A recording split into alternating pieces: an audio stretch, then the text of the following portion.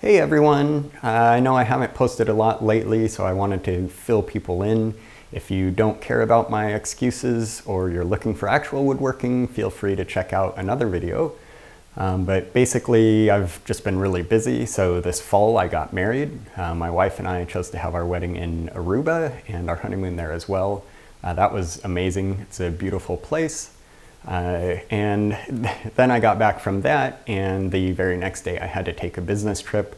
And when I eventually got back from that, a week later, I took a trip to do some photography. So I did a macro photography workshop.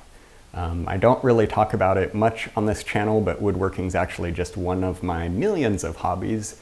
So I also do photography, as you can probably guess, but also a lot of different artistic things, like even just drawing. So I've been kind of focused on those lately, but I did have a chance to do one project.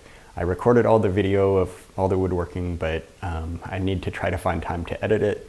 In a few days, I actually fly out of the country for my winter vacation, so I don't know if I'll get done with all that editing before I go. So either this will be the last video of the year, or that one will be. Either way, it's going to be a little bit before I'm back and doing videos again. Maybe back to once every month or every 2 months. We'll see what the new year holds.